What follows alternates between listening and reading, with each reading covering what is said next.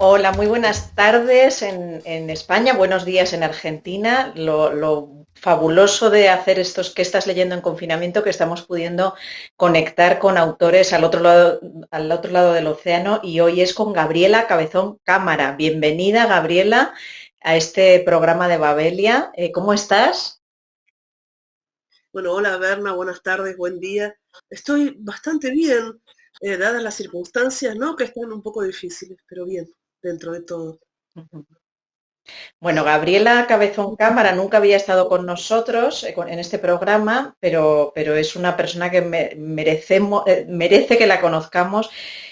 Hay una novela que la ha traído hoy aquí, que es Las aventuras de la China Iron, publicada por Literatura Random House, que es finalista del Booker Prize, es uno de los 6 finalistas del Man Booker Prize, y que aquí en este programa lo recomendó María Moreno, desde luego Claudia Piñeiro también siempre te ha recomendado.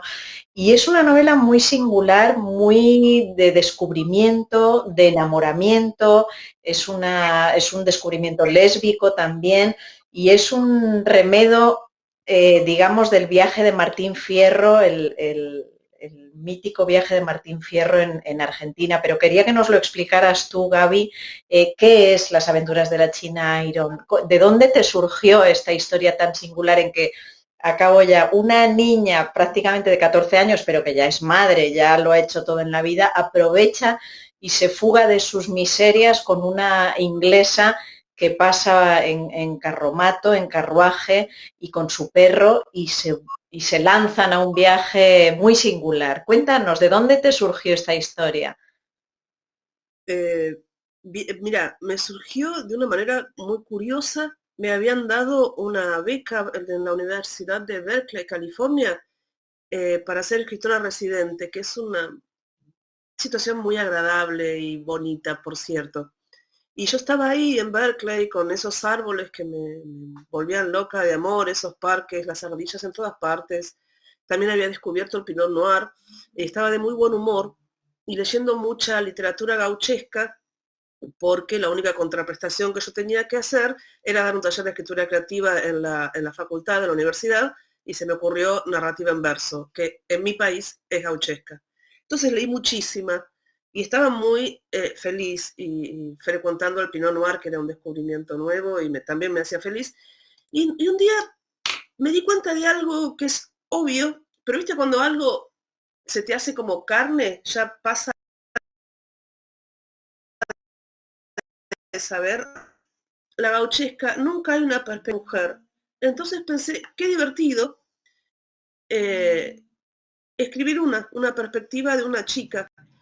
Y ahí, bueno, Martín Fierro es como un libro muy importante en mi país, tal vez comparable al Cid en España, como un libro fundacional, ¿no?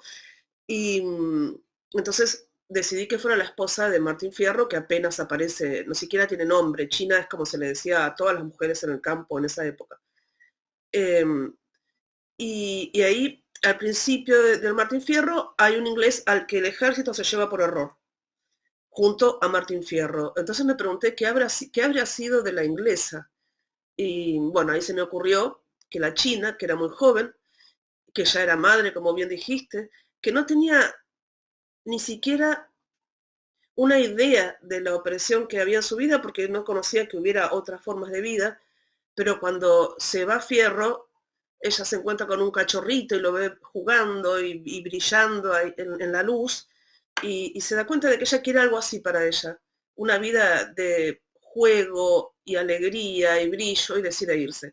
La conoce la inglesa, que no es inglesa, es escocesa, la convence de algún modo que la lleve, la inglesa quiere ir a recuperar a su marido porque ya lo quiere al marido, no como la china a Fierro, y se emprende una aventura tierra adentro, que era como entonces se llamaba a todo el territorio que Argentina pretendía como suyo, pero que no era suyo porque era de los pueblos que vivían ahí.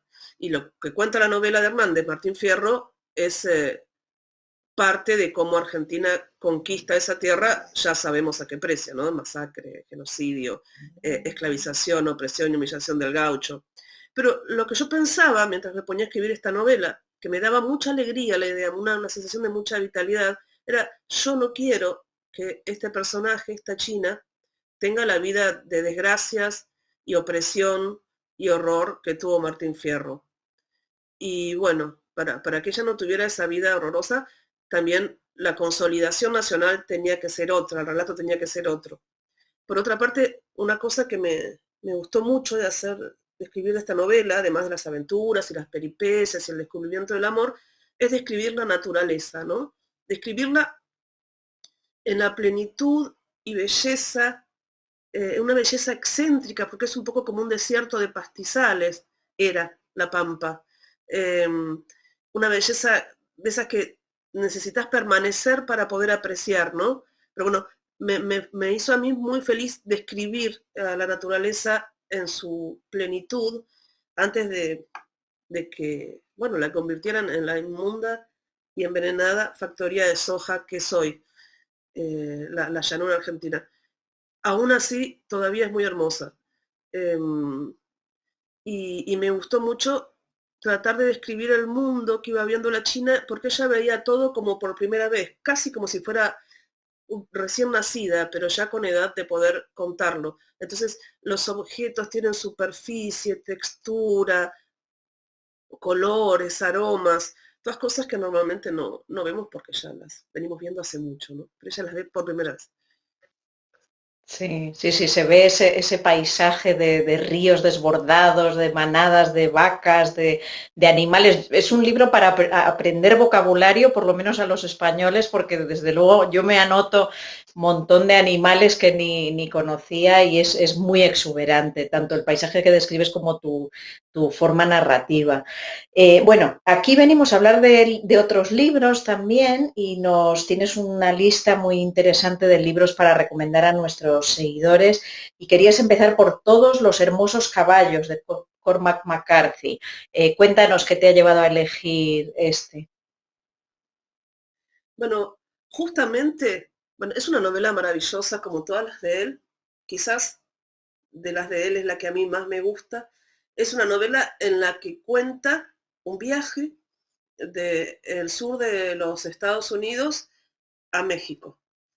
Es un viaje que va a tener muchas peripecias, muchas aventuras y muchas desventuras, pero una de las cosas que hace McCarthy es contar la naturaleza. Y la cuenta de una manera tan inspirada, tan hermosa. Además es un western, hay aventuras, hay tiros, hay amor, hay todo lo que tiene que haber en un western. Eh, pero su relato de la naturaleza es tan inspirado, tan hermoso. Hace cosas como, por ejemplo, en un momento hay tres personajes, los tres personajes estadounidenses de la novela, y uno de ellos tiene mucho miedo a los rayos y a las tormentas. Se abate una tormenta sobre ellos, un rayo quema un árbol y al día siguiente ellos vuelven a tomar el camino. ¿Y qué hace McCarthy para contar cómo pasan ellos? Cuenta que de este árbol al que le cayó un rayo cayeron unos pajaritos, unas aves, y están agonizando. Pero cuando pasan los tres jinetes, las aves hacen esto, mueven la cabeza para seguirlos a su paso, para seguirlos con la mirada. Y es tan magnífico que un autor pueda incluso correrse por un momento de la perspectiva humana para narrar una historia, es muy deslumbrante, la verdad, y aparte es entretenidísima, tiene suspenso, emoción, todo lo que hay que tener. Sí se puede. McCarthy, sí. Querías hablarnos también de La bestia ser, de Susana Villalba. Cuéntanos, Gaby. Bueno, también, este es un libro de poemas. Eh, Son tres monólogos que se van intercalando, o sea, son tres voces. Hablan la piedra, el árbol y el perro. Y Susana, que es una poeta muy excepcional, logra construir algo dificilísimo, que es una mirada de mundo. O sea, la piedra tiene una voz y tiene una mirada de mundo que no es antropomorfizada, o lo es en la medida mínima, está hablando, lo que ya es antropomorfizar a la piedra, por supuesto, pero logra construir una mirada de mundo otra. Y lo mismo sucede con el árbol y con el perro. Y todos estos personajes, estas voces, reflexionan acerca del mundo, reflexionan acerca de su lugar en el mundo, de su relación con los otros, de su relación entre ellos mismos, de alguna manera, y es de una belleza arrebatadora. La verdad es un libro inspiradísimo que me parece que, además del placer que da leerlo, porque es realmente hermosísimo, es de una contemporaneidad eh, casi insuperable, porque en un momento en el que parece ser que por lo menos cierto sector de la humanidad, con toda seguridad el sector más poderoso, está en guerra con el mundo, desarrollando un extractivismo biocida, eh, poder pensar el mundo desde esas otras perspectivas no humanas y poder verse a uno mismo, a una misma, tejido dentro de ese sistema que es el mundo, que es la naturaleza de la que somos parte, es muy hermoso. Es algo muy, quizás pone a reflexionar tanto o más que algún libro de ensayos acerca del ecocidio, ¿no? Porque te conmueve todo el cuerpo también desde lugares muy inéditos, muy extrañados, lo que piensa la piedra, lo que dice la piedra. Bueno, que tu amor por la naturaleza, que la vemos ahí de fondo en tu Casa de la Plata, que vemos ahí de fondo, está hilando bastante el relato, no solo de tu novela, sino de los libros que recomiendas. El río de las congojas es otra de tus propuestas. Háblanos del río de las congojas, de Libertad de Mitrópolos. Es una novela increíble de una mujer, Libertad de Mitrópolos, una escritora del siglo XX argentina, que sufrió la suerte de la mayor parte de las escritoras del siglo XX argentinas, lo que es decir, la ignoraron profusamente, fue profusamente ignorada. Es una escritora muy excepcional, muy talentosa, y en este libro cuenta la historia de cómo se funda Santa Fe, que es una ciudad que queda al norte de Buenos Aires, una ciudad importante, una ciudad que está sobre un río, que es el río que termina desembocando en el río de la Plata.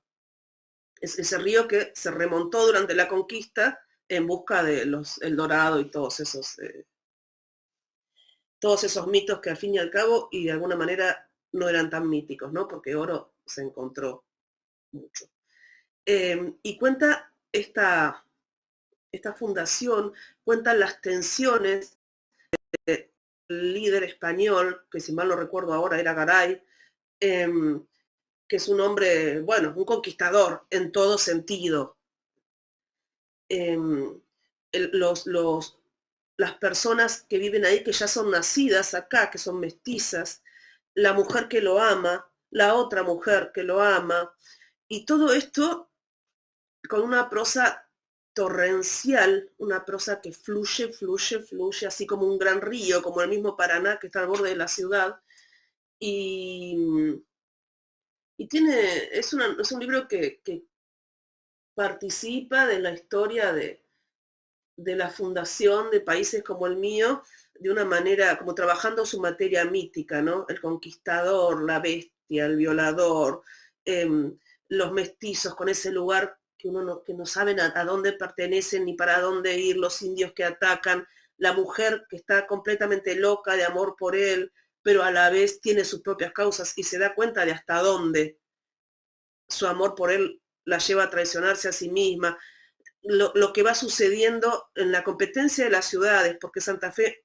es una ciudad relativamente importante hasta que se puede fundar Buenos Aires, que tiene un acceso al Río Grande y al mar, o sea, a la metrópoli, a España, a Europa, mucho más directo y más sencillo. Es una novela apasionante y magníficamente escrita. Ujú. Vale, y nos traes también Popol Vuh, anónimo. Háblanos de Popol Vuh, Gabriela. Bueno, Popol Vuh es una cosmogonía maya. Es un libro maravilloso. Es un libro en el que los dioses deciden hacer a la humanidad y van ensayando y se van equivocando y la hacen de una materia y después de otra y después de otra y después de otra. En su momento, los animales son los primeros hombres. Hay algo de humanidad en todos los animales. Los dioses los descartan como humanidad porque no hablan, pero después sí hablan. Perdón. Basta. Perdón. Siempre se ha acostumbrado a que pase gente por la cuarentena, entonces pasa un pajarito y ladran.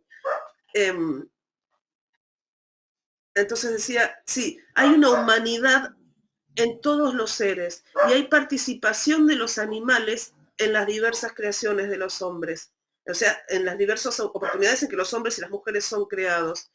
Es un libro riquísimo que también habla de otra cosmovisión y yo estoy pensando en este momento que necesitamos esas otras cosmovisiones, ¿no? Porque las de la modernidad se están agotando de una manera desastrosa y ya la modernidad solo engendra narrativas del fin y yo creo que tenemos que leer otras cosas, tenemos que contactarnos con otras como visiones, tenemos que poder pensar el mundo de otras maneras, tenemos que aprender de las otras culturas, a ver si logramos pensar, aunque sea pergeñar una idea de hacia dónde ir, que sea más vital, ¿no? Que no sea una narrativa de fin. La pandemia te ha llevado a elegir estas lecturas, a reflexionar sobre este tipo de propuestas que estás haciendo o no te ha cambiado en ese sentido la forma de leer o de recomendar.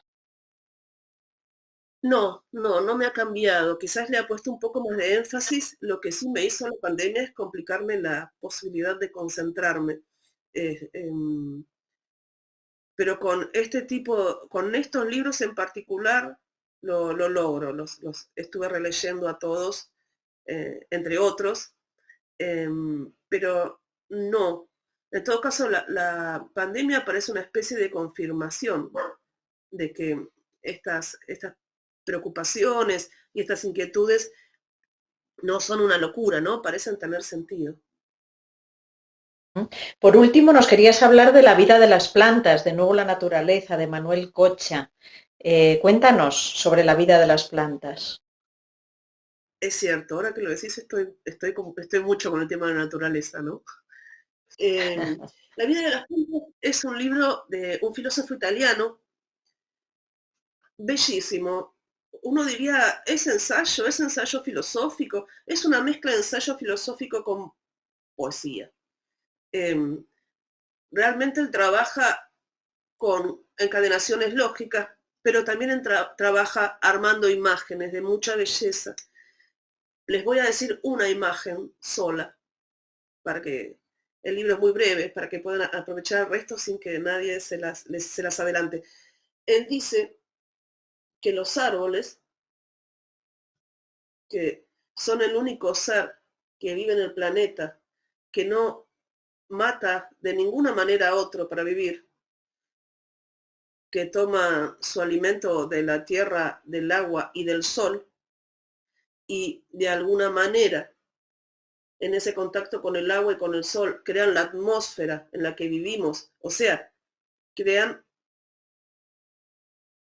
como la burbuja que hace posible nuestra vida. Él dice que los árboles son una especie de intermediario o facilitador o son el ser que conecta a toda la vida en la Tierra con la vida del cosmos, justamente porque hace de la luz del sol, la puede transformar en aquel lugar en hacer habitable el mundo para el resto de todo lo viviente. Y es tan hermoso, lo vas leyendo y quedas como deslumbrada y encantada. Y sí, la verdad estoy muy enamorada de todo lo viviente y de la vida y de la naturaleza. No me di cuenta, como te dije, los 5 libros Estaban todos en este eje, pero sí. Tal vez hubiera elegido alguno para Sí, verlo. pero Bueno, el de Libertad se no. sale un poco. ¿Cómo? El de Libertad de Mitrópolis se habla de la naturaleza, pero de ninguna manera está en primer plano. Vale, vale. Bueno, en todo caso es una propuesta muy interesante porque en esta pandemia nos hemos dado cuenta de que las necesidades son más simples seguramente que la forma de vida que llevábamos, ¿no?